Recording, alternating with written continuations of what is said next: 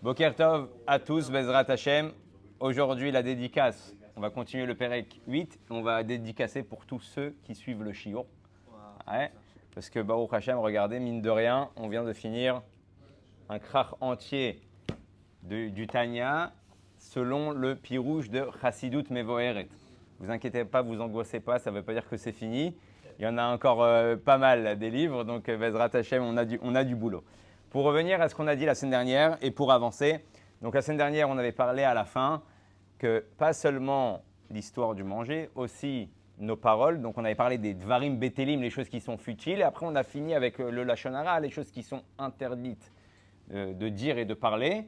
Ça, on avait expliqué que c'était shalosh klipot atmot. Aujourd'hui, on va parler sur le zman. Le zman du juif, at kama ou chashuv, il est important. Et c'est quoi le zman du juif? Pachout, c'est le limud Torah.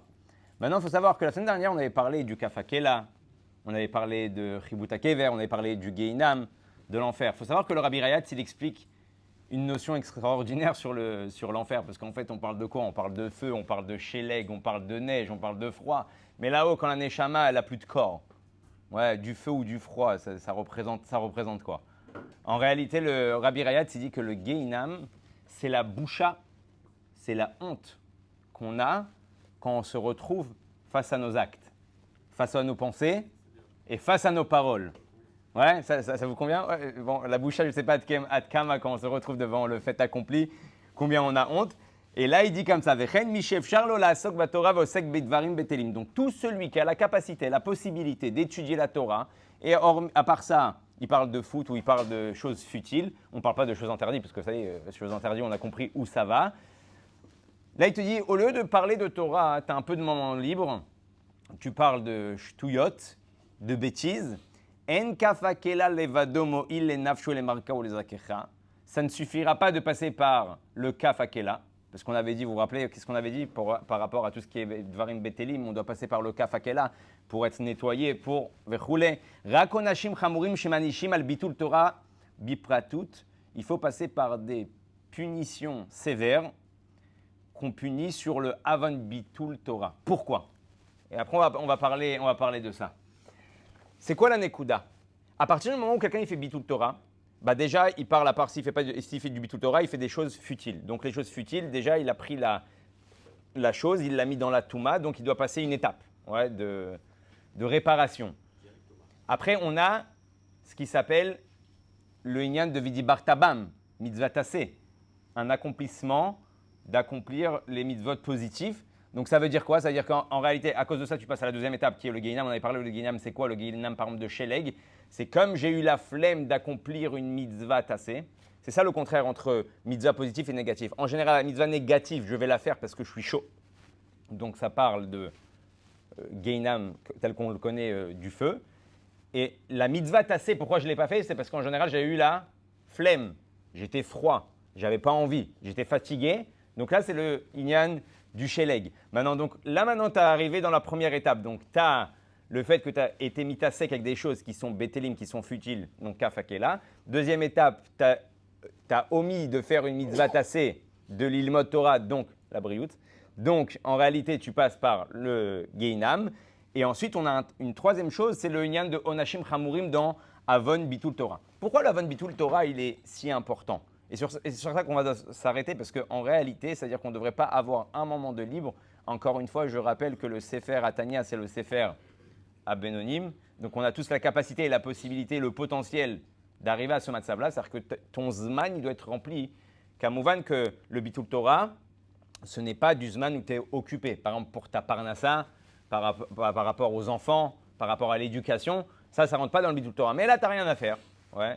Tu as ton téléphone, tu as la capacité, tu as la possibilité de regarder un shiur de Torah ou d'ouvrir un livre, et à la place, tu regardes un match de foot, à ce moment-là, tu tombes dans le Avon Bitul Torah. D'accord? Maintenant, il te dit Milvad onejze. Vous savez que le Rabbi Rayat, il dit un moussag extraordinaire. Il dit on peut apprendre plein de moussards, de plein de livres, de plein de choses. Le moussard le plus grand, c'est lequel? C'est la montre. La montre. L'horloge. Et tu veux apprendre du moussard dans ta vie? Ouais, tu n'as pas besoin d'aller chercher très loin. Regarde la montre. La montre, elle avance elle ne s'arrête jamais. Les secondes, ils avancent, les minutes, ils passent, les heures, ils passent, les journées passent, les années passent. Et donc, si tu es mis de bonne haine, tu regardes la montre, tu peux faire rien qu'avec ça, tchouva. Sur le Inyan, Kama, je remplis mes journées et Kama, je passe de choses futiles. Et aujourd'hui, il y a des applications dans le téléphone où tu peux voir en fin de journée, où tu peux bloquer les applications par rapport au nombre d'heures que tu as passées. C'est mes hautes maniennes parce que des fois, je me fixe 1 heure de telle application ou telle application et tu te rends compte que même pas au milieu de la journée, tu as déjà passé le Zman que tu t'étais mis pour cette application et tu dis quoi? Déjà, j'ai passé 2 heures? Déjà, c'est passé 1 heure. Quand tu arrives en fin de semaine et qu'on te fait le DOR, on te fait le compte rendu, 18 heures WhatsApp, 10 heures Facebook, autant de temps j'ai jeté. C'est-à-dire qu'en fin de semaine, tu fais le calcul de tout le Zman que tu as passé dans les choses qui sont futiles, tu peux arriver facilement à perdre 1 jour, 2 jours de la semaine. Et après, le plus marrant, le paradoxe, c'est que tout le monde te dit « Oh là là, qu'est-ce que le Zman, il passe vite !» Comme si Dieu il a besoin de rajouter 1 jour en plus pour pouvoir l'aspic, pour pouvoir remplir et pour pouvoir faire les choses qu'on n'a pas eu le temps de faire. Il y a juste besoin de gérer bien son Zman et tu verras que tu n'as pas besoin d'1 jour en plus dans la semaine ou tu n'as pas besoin d'heures en plus dans la journée. Maintenant, pourquoi Bémet c'est aussi chamour? Le machal qu'on ramène, c'est un machal que le rabbi ramène. Imaginez-vous un roi qui décide d'aller voir un citoyen, pas shoot, une personne simple du peuple, et il prend toute sa délégation, il prend tous ses sarim, tous ses ministres, il leur dit maintenant, on va aller voir, je ne vais pas dire Lionel, parce que je voulais donner un exemple, mais après, si on voit la fin du machal, après, ça peut vexer. Alors, un certain Lionel, il vient, il tape à la maison, d'un coup, tu ouvres la porte, et tu vois c'est qui arrive. Le roi, Birvodo Batsmo, lui-même, avec qui? Avec toute la pamalia, avec toute sa délégation, les sarim, les ministres, roulés. Et le roi, il est avec un cadeau, un très beau cadeau. Il dit, je sais que tu es un très bon citoyen. J'ai entendu beaucoup parler de toi. Ça me fait plaisir de te remettre ce présent, ce cadeau, au nom du roi, ouais, au nom du pays. Et toi, tu prends le cadeau, tu le poses sur le côté. Tu dis, ah merci, c'est gentil. Hein. J'ai pas le temps là en ce moment. Peut-être plus tard dans la journée, j'ouvrirai et je regarderai le cadeau. Et le rabbi dit, c'est exactement ce que Hachem il a fait avec nous. Quand il nous a donné la Torah, il est venu, il est descendu avec toute la pamalia, il nous a donné le cadeau dans les mains. Et quand on n'étudie pas pendant notre moment de libre, c'est comme si on prenait le cadeau et on disait, bon, j'ai pas le temps. Ça vexe. Ouais. D'où le inyan de onashim chamurim, des rechagav. Encore une fois, on parle de onashim. Mais en fait, ce n'est pas des onashim, ce n'est pas des punitions, ce sont des résultats. Des résultats de notre comportement. Vous savez que dans la psychologie, même dans la pédagogie, un bon moré, un bon prof, c'est celui qui, au début d'année, va prendre un tableau et il va écrire celui qui est en retard, 2 points en moins. Ouais. Celui qui dérange dans le cours, 3 points en moins. Celui qui lève la main sur son élève, 1, 2, 3, 4. Ouais. Verroulé. Et donc l'élève, en réalité, quand il va venir, il va faire cette chose-là et qu'il va avoir 2 points en moins. Ce n'est pas une punition. Ce n'est plus une punition. Parce qu'en réalité, il s'est mis dans un matzav où il s'est engendré lui-même, tout en sachant que ça va lui emmener -2, -3, -4. Kamouvan, dans le contraire aussi, c'est le moré. Il écrit celui qui étudie bien, celui qui fait, celui qui il reçoit des points en plus. Donc pourquoi c'est pédagogique de faire ça? Parce que sinon, l'enfant, toute l'année, il aura l'impression qu'à chaque fois que tu lui enlèves des points, c'est une punition. Il va rentrer chez ses papa et maman. Ouais, le moré, il m'aime pas. Ouais, le moré, je ne sais pas ce qu'il a avec moi. Juste moi. À chaque fois que le truc, mon copain, il n'a jamais rien. C'est juste avec moi qu'il m'attrape. Je crois qu'il aime pas. Il m'aime pas. Je crois qu'il t'aime pas. Je crois qu'il nous aime pas. Ouais. Je crois qu'il a quelque chose contre nous. Et là, les parents, ils arrivent en furie. Ils disent ouais, c'est pas normal. Pourquoi que mon fils? En réalité, non. Si c'est noté sur le tableau, tu comprends que tu t'es engendré toi-même cette Nekuda-là. Les enfants, ça, mais les adultes, on les prend pour des gamins. Hein? Les adultes, on les prend pour des gamins. Alors oui. Les adultes, on les prend pour des gamins jusqu'à un certain niveau de maturité spirituelle. Jusqu'à un certain niveau de maturité spirituelle, il pose une bonne question. Effectivement, la Torah elle te dit Ubacharta Bachaim. Tu choisiras la vie. Si tu fais ça, tu vas avoir la longue vie. Si tu fais ça, tu vas avoir la parnassa. Si tu fais ça, tu vas avoir ci et ça va rouler.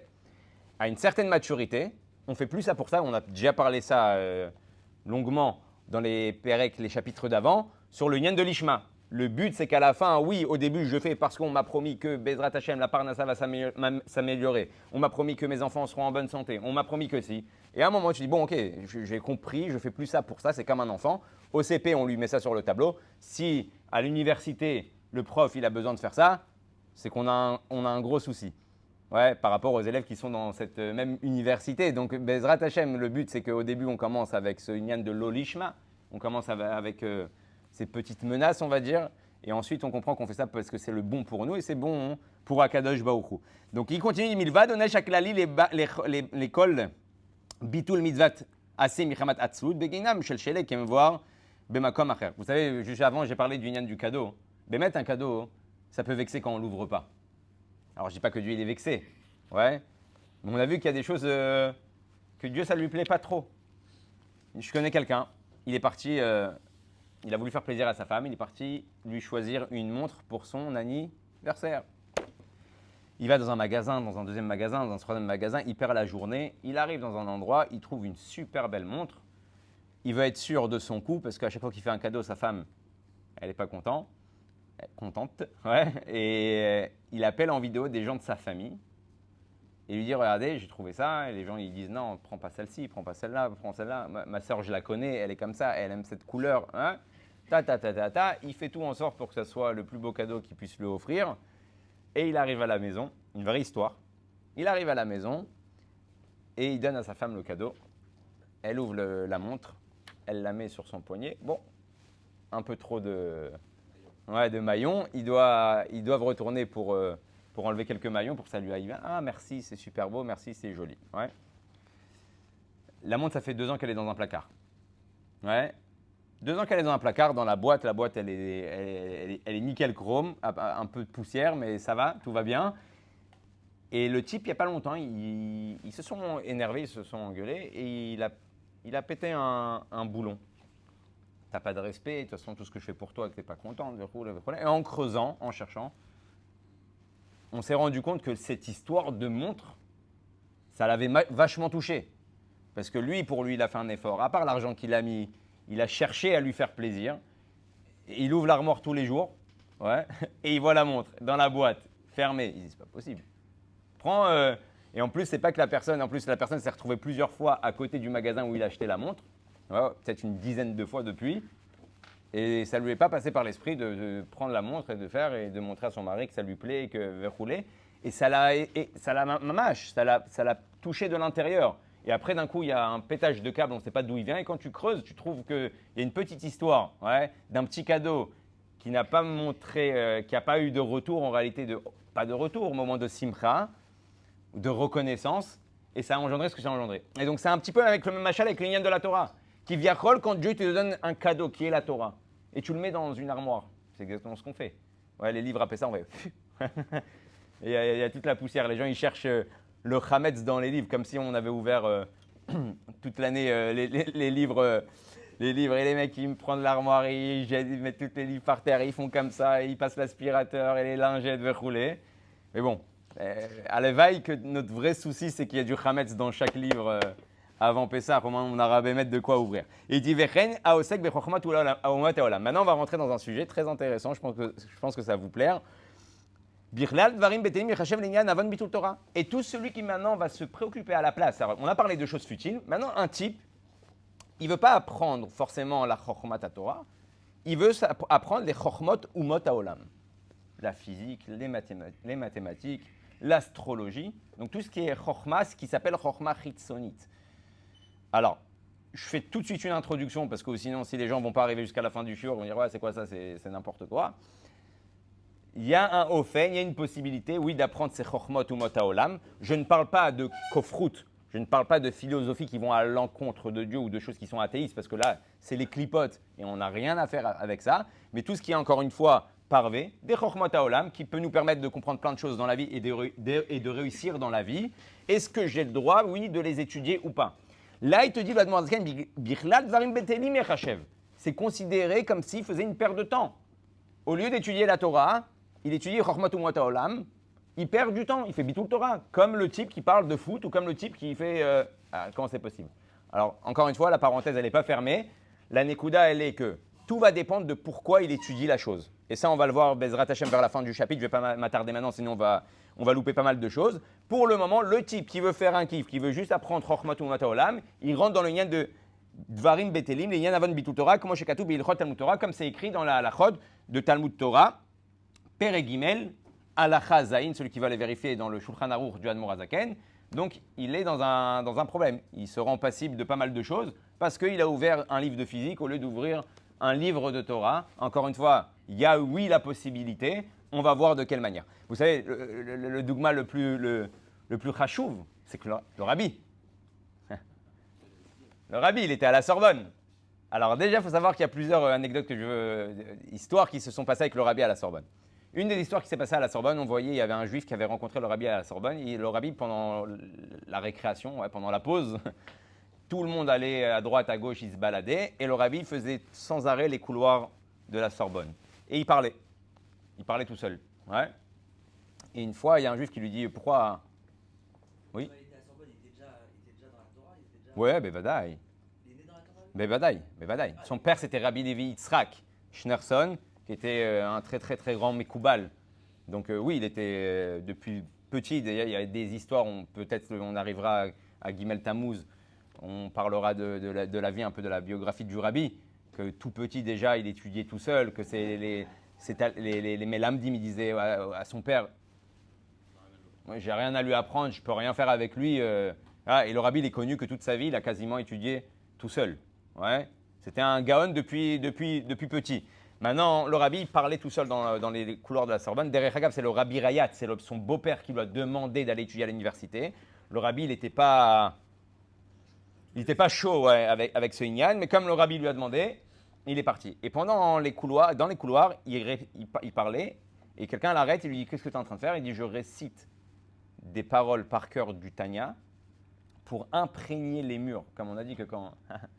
pour imprégner les murs, car dans cette université, beaucoup de juifs vont passer, et les mots de Torah et les lettres de Torah que je suis en train de dire vont influencer ces juifs-là à être protégés quand ils seront dans leur cursus universitaire.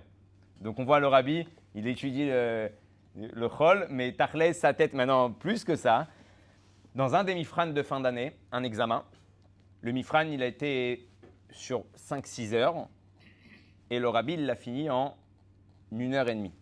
D'accord? Le Rabbi s'assoit, il rend le Mifran, il retourne à sa place, et il étudie la Gemara. Il prend une Gemara, il étudie. Le professeur lui dit Schneerson, c'est dommage, essaye. Si tu as encore 4 heures, essaye, peut-être que tu auras une ou deux bonnes réponses en plus. Et le Rabbi le regarde, il dit ça y est, j'ai fini. Ouais. Le professeur, il rigole, il prend le Mifran, et il voit que le Rabbi, il a fini le Mifran, il a fini l'examen. Il prend sa feuille de réponse, et il voit une première réponse, elle est bonne, deuxième réponse, elle est bonne, troisième réponse, elle est bonne, quatrième réponse, elle est bonne, cinquième réponse. Et là, le professeur, il pète un câble, il regarde le Rabbi, il dit, c'est de la sorcellerie. Qu'est-ce que tu as fait? C'est de la sorcellerie. Le Rabbi, il a pris sa Gemara, il a regardé d'un air très sérieux, et il est sorti de la classe. C'est arrivé au directeur de la Sorbonne, cette histoire-là qu'il y a eu dans la classe avec les élèves. Et le directeur, à la remise des diplômes de fin d'année, il a demandé au professeur de demander ses excuses à cet élève qui est brillant et qui ne pose pas de problème. Comme quoi, il lui avait dit devant tout le monde, c'est de la sorcellerie, verroulé. Et donc, tout le monde reprend son diplôme. Et quand il arrive au Rabbi, le professeur, il dit, je tiens à m'excuser. Cet élève brillant qui a réussi à faire son Mifran dans un Zman, dans un temps record. Alors, je me suis un peu énervé le même jour parce que je n'ai pas compris comment c'est possible. Donc, je te donne mes excuses, mais j'aimerais quand même une explication. Et le Rabbi, il dit comme ça, regardez le Kiddush Hashem à la Sorbonne. Ouais. Il dit, le peuple juif a hérité de ce qui s'appelle le Talmud. Ouais. La Gemara, celui qui connaît et qui a étudié le Talmud peut résoudre tous les problèmes, à toutes les solutions à tous les problèmes. Il peut avoir les réponses de tous les problèmes qui peuvent arriver dans la vie. Et étant donné que j'ai étudié le Talmud, alors ces solutions et ce que je dois résoudre dans ces mifranim, dans ces examens, c'est facile. Ouais. Il a reçu son diplôme, ils étaient tous béchocs. Ouais. Ça, c'est des histoires qui se sont passées à l'époque du Rabbi à la Sorbonne. Ouais. Donc, il étudie le Chol et d'un autre côté, il est en mode shlichut. Il y a une autre histoire qui est extraordinaire. Et après, on va continuer parce que le but, ce n'était pas de parler de toutes les histoires de la Sorbonne. Je jure qu'on a le temps, on n'a pas vraiment le temps. Baruch ata Adonai Eloheinu melech haolam, shakol nia bidvaro. Il y a une histoire qui s'est passée avec des Chassidei Chabad, il n'y a pas très longtemps de ça, il y a à peu près une vingtaine d'années. Il y a un non-juif qui a vendu une camionnette à des Chassidei Chabad.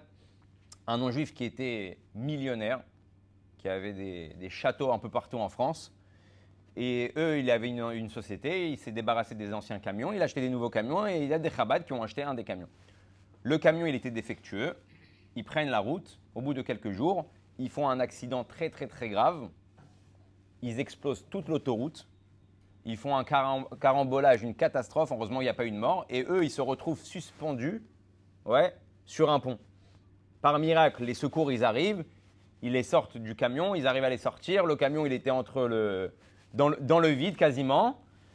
Maintenant, ce qui se passe, c'est que l'État français a demandé remboursement, avec les assurances et tous les ignanimes, le remboursement de tous les dégâts qui ont été causés à cause des freins qui ont lâché. C'est à vous de vérifier, pas vérifier. Qu'est-ce qu'ils ont fait les Chassidei Chabad? Ils ont attaqué la personne qui leur a vendu le camion. Camion défectueux, les freins, ils nous avaient dit que tout était nickel, qu'il y avait eu la révision, qu'il y avait eu ce qu'il faut. Donc nous, on n'est pas responsables. Ils arrivent au Bet Mishpat, ils rentrent avec leur look de Chassid Chabad. Et le non-juif qui était là-bas, il les regarde, il leur dit « Vous êtes des chassidim du rabbi de Lubavitch ?» Ouais. Alors eux, ils sont choqués pendant la transaction, on n'avait pas parlé de Lubavitch. D'un coup, le type, il se lève, il dit « Oui ». Il regarde le juge, il dit « Dites-moi exactement combien les dégâts, quels sont le montant des dégâts causés. C'est moi, je prends sur moi. C'est moi qui répare. » Eux, ils sont complètement choqués. Kamouvan, que la première question, c'est Arlèche, ouais, pourquoi tu nous fais une faveur aussi grande? Qu'est-ce que tu as eu avec le rabbi de Lubavitch? Et là, il raconte, sachez une chose, c'est que quand on était à la Sorbonne, c'était l'époque de la guerre. Et à cette époque-là, c'était très compliqué de subvenir à nos besoins et même de payer les études de l'université. Donc, qu'est-ce qu'on faisait la plupart des élèves? On allait travailler toute la journée, on loupait énormément de cours pour payer nos études, mais on était tout le temps à ramer, on était tout le temps à la traîne. Et il y avait un élève qui était toujours là, qui notait tout, et que le soir, quand on rentrait, on lui demandait les devoirs, on lui demandait les cours, il nous donnait tous ses cahiers et il nous permettait de recopier. Chose que pas tous les élèves faisaient. Il y avait des élèves qui disaient ah, « débrouille-toi, moi je me suis cassé la tête, t'as qu'à être là au cours ». Ouais, on connaît ce sentiment-là de l'élève qui vient tout le temps gratter les shiurim que toi tu t'es tapé pendant 7-8 heures pendant la journée. Et le rabbi, avec un grand sourire et avec plaisir, il nous donnait tous les cahiers. Et nous, le soir, on n'allait pas dormir, on recopiait. Et grâce à ça, j'ai eu mes diplômes. Et aujourd'hui, je travaille dans ce que j'ai appris à cette époque-là à la Sorbonne. Donc, je lui dois une tova. Je dois lui rendre la monnaie de sa pièce par rapport à cette gentillesse qu'il a fait envers nous. Donc, c'est pour ça que je vous paye tous les dégâts et je vous enlève du Bet Mishpat. Donc, ça veut dire qu'on voit que le rabbi, il était vichal, pas dans un mode apprendre pour apprendre les Chokhmat Haolam, il y avait vraiment une kavana elokit là-bas. Alors maintenant, Bémet, on va voir dans quel cas oui.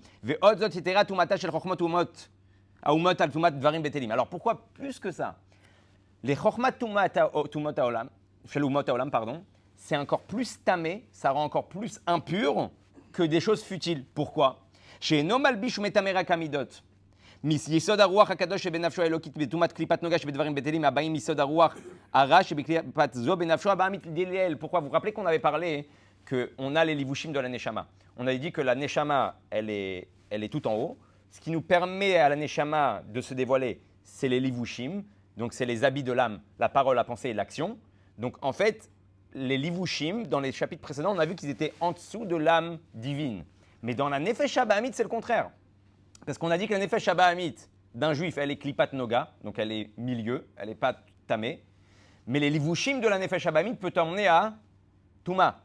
Donc les livushim de la nefesh habahamit, ils t'emmènent plus bas que ce que la nefesh habahamit, elle est. Donc les pensées, les paroles et les actions de la nefesh habahamit, ils sont plus tamés que la nefesh habahamit elle-même de base. D'accord? C'est une perception pour comprendre. Maintenant, la nekuda, elle est quoi? Il te dit que, étant donné que quand tu fais des dvarim betelim, qu'est-ce que tu as engendré? Tu as juste engendré en réalité un inyan de choses futiles dans les midot. C'est tes midot qui ont été atteints. Par contre, dans les chokhmot ou mot haolam, quand tu apprends, c'est quoi qui est touché? C'est la tête. Et comme dans un accident, le plus important, la première chose qu'on regarde quand quelqu'un il est blessé, le corps, si chas de shalom, il y a quoi que ce soit, on espère pouvoir arranger la situation, mais la tête, ça peut être fatal. Et donc, étant donné que la Touma, là, elle pénètre pas seulement des Dvarim Betelim, des choses futiles, c'est du vent. Ouais. Donc, c'est juste tes midot, c'est juste ton intérieur, tes traits de caractère et tes envies qui sont touchés. Là, on parle du Sechel. Et à partir du moment où tu touches le Sechel, là, tu rentres dans une Touma qui peut être irréversible. Parce qu'à cause de ça, tu peux tomber très très bas. Donc là, il nous dit Velo miprinat rabat benafsho me'achar she'em divrim b'shtut u'burut she'gam ha'shotim b'amei haaretz yecholim ledaber ken. מה שאין כן בחוכמות האומת, הוא מלביש ומטמא מבחינת חב"ד שבנפשו אלוקית בטומאת קליפת נוגה שבחוכמות אלו. Maintenant, on va essayer de comprendre ce inyan-là de Chokhmot HaOlam et dans quel cas on a le droit d'émettre de les étudier. Dans quel cas on a le droit d'émettre d'étudier Chokhmot HaOlam? Il y a ce qui s'appelle le Garzen. Le Rabbi Levi Tzrak, le père du Rabbi, d'ailleurs on a parlé du juste avant, il dit qu'on a un Garzen. C'est quoi un Garzen? Un Garzen, c'est genre une hache. Pourquoi j'ai une hache? C'est pour couper du bois. Je ne ressens pas quelque chose d'important envers ma hache. Je n'ai pas des sentiments envers ma hache. Ma hache, elle ne me sert que à couper du bois. Si le type, il va étudier les Chokhmot ou Mot HaOlam pour avoir une bonne parnassa, comme on a vu le Rav Abouav, on a vu le Rambam, le Ramban, qui était Bekiim, qui connaissait la médecine, qui connaissait l'astrologie, qui connaissait plein de choses qui ont permis l'astronomie.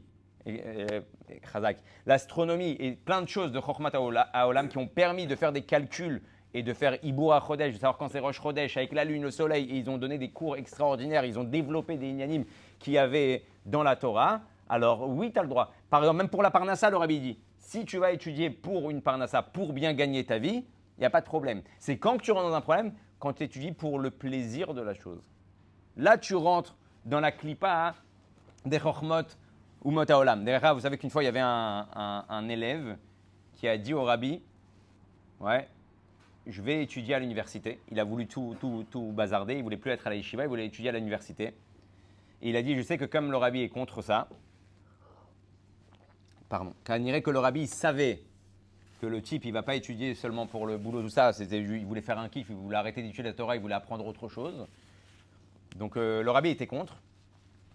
Donc, qu'est-ce qu'il fait l'élève qui était, on voit qu'il est chachmologue, il est intelligent, il dit au Rabbi, étant donné que je sais que le Rabbi, quand on est attaché à lui, il nous suit partout, et que le Rabbi ne veut pas venir avec moi à l'université, donc je demande de me détacher de ma hitkashrut, de mon attache avec le tzaddik, avec le Rabbi, pour que je puisse aller à l'université sans déranger le Rabbi. Ouais.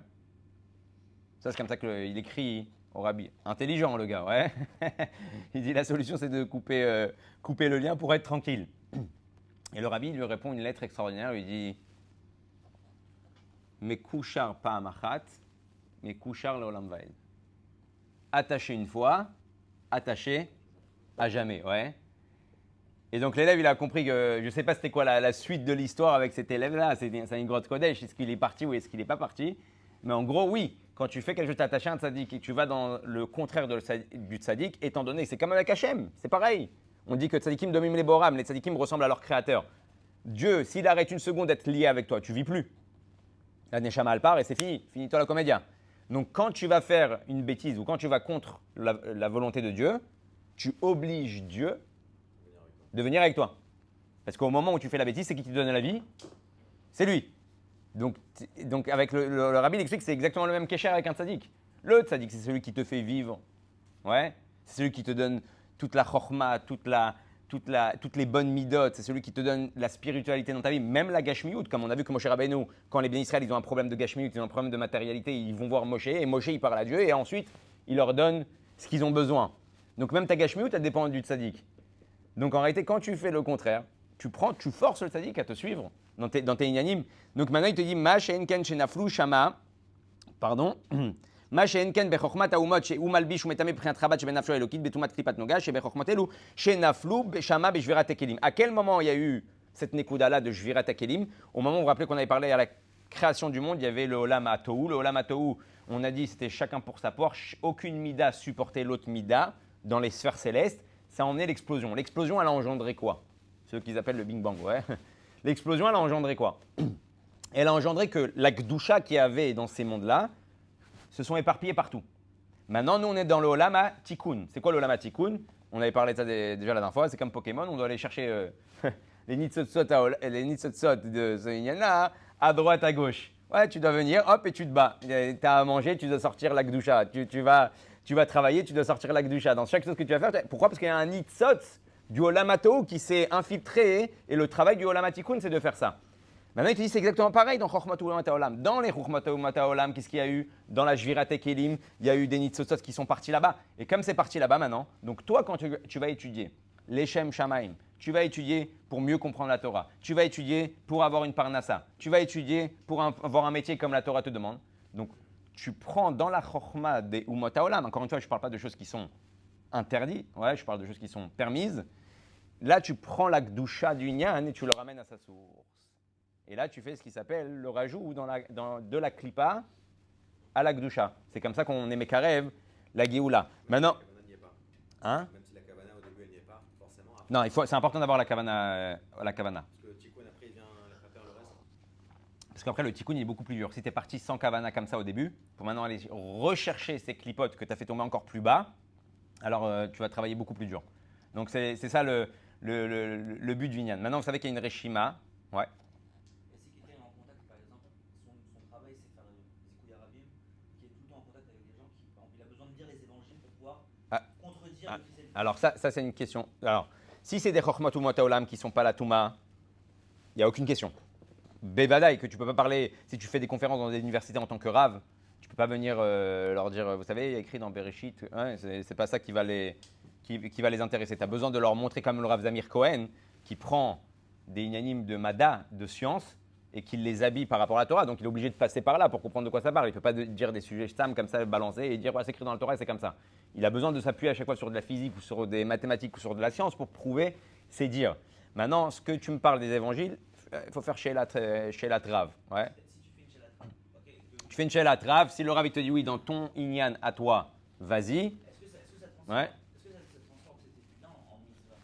C'est-à-dire que si toi, ta kavana, c'est de faire tchouva à quelqu'un, par exemple, qui veut se convertir au christianisme. Non, ça va pas transformer parce qu'on avait dit que dans les clipotes Atmeot, il y a deux possibilités. Soit quand Mashiach va venir, les clipotes vont s'élever, ou soit hein, en faisant tchouva mais à Havaraba d'un grand amour. Donc pour l'instant, la chose, elle reste clipat, elle reste shalosh clipot Atmeot. Toi, quand tu étudies la chose, tu n'étudies pas la chose pour la chose. C'est juste qu'il y a un moyen pour pouvoir faire tchouva aux autres. Mais encore une fois, ça demande chez la trave. Si le Rav était oui, c'est permis, verroulé, c'est possible. Et comme on avait dit que la dernière fois que les Chachamim, ils ont la capacité de changer le statut de quelque chose, c'est possible que pour toi, ils ont changé le statut de la clipa à ce moment-là, hein, pour que tu puisses faire ta shlichut et tes inyanim. Mais encore une fois, je suis pas Dayan, je suis pas Baki dans le inyan pour pouvoir dire oui, c'est moutard ou pas moutard. Maintenant, vous savez, il y a une reshima du Rabbi, extraordinaire. Une reshima où le Rabbi il parle de Yavan. Yavan, c'est quoi? C'est Otiot, Yud, Vav, Nun, Sofit. Yud, on avait parlé que le Yud, c'est la Chorma. Vav, c'est les Midot, les 6 sphirotes des Midot. Et le Nun, qui descend jusqu'en bas, c'est l'action.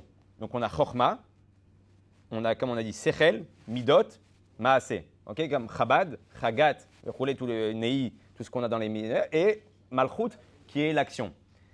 Et il dit, si on fait attention, quand les Yavanim sont venus, ils nous ont pas interdit d'étudier la Torah. Ratzul ashkicham Toratecha. Étudie la Torah, il n'y a aucun problème. Juste étudie sans kippa, avec une clope, avec un café. Étudie-le comme une science, comme une chorma, et que ça ne soit pas Toratecha, que ce ne soit pas la Torah d'Akadosh Baruch Hu. C'est juste ça qui les a dérangés. Donc en réalité, on voit que la klipat yavan, c'est exactement cette nekuda-là. Donc de prendre une chorma, de la rendre, ça devient ensuite l'étape d'après des midot et ça devient aussi une action. Donc quand tu étudies les chormot qui ne sont pas Torah, pour le plaisir, ça va d'abord toucher ta tête, ensuite ça va transformer tes sentiments et ensuite ça va transformer aussi tes actions. C'est pour ça que tu n'auras plus de plaisir dans le limoud de la Torah parce que tu es parti dans un autre côté. Il y a une belle histoire avec le Rav Vilalem, de Jitomir.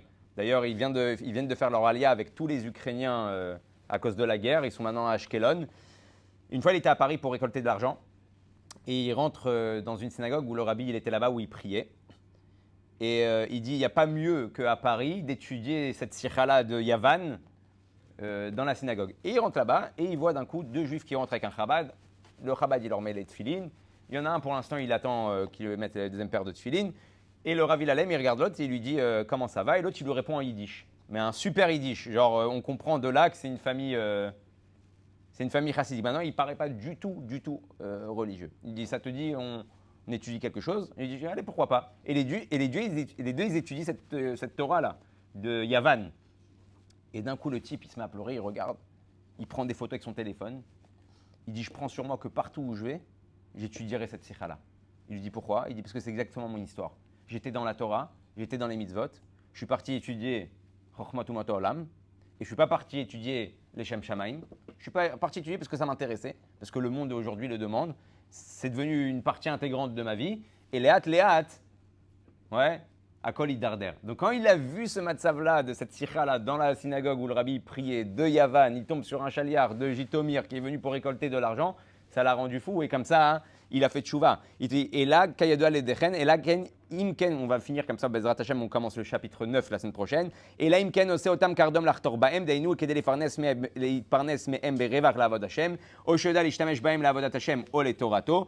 Et donc, soit pour avoir une bonne parnassa, soit pour pouvoir utiliser, comme on a dit, les Tzorech HaTorah, Vezeu Ta'amosh ala Rambam ve'a Ramban. Et c'est ça la raison du Rambam et du Ramban, Zichronam Livracha Vesiatam Shasku Baem, du pourquoi ils ont étudié ces choses-là, pour pouvoir justement amplifier leur Torah, leur savoir et avoir encore plus d'ashpa'a sur le monde. Donc ça, c'était toute la Nekuda. Hein. On a fini le chapitre Chet. Donc c'est pas ça a commencé par le manger. Ça a continué avec nos paroles futiles, pas futiles, d'ivrei Torah ou pas. Ça a continué avec le Limud Torah, d'où l'importance du Limud Torah à chaque instant. On ne peut pas se permettre de jeter notre temps stam. Alors on peut poser la question pour les femmes. On sait que les femmes, leur sachar, c'est justement leur salaire de laisser leurs hommes étudier et elles reçoivent comme si elles avaient étudié elles-mêmes. Donc Bezrat Hashem comprend sur nous plus au sérieux le Zman et le Inyan du Bitul Torah. Comme ça, on rentre un maximum de Chokhma qui est la Chokhma de Dieu. Celui qui est déjà dans les études qui sont profanes, alors il sait pourquoi il doit être dans les études profanes. Et comme ça, on arrivera à la Geoula Mitzvah Shlema Techef Umiyad Mamash. Hazak U'Baruch.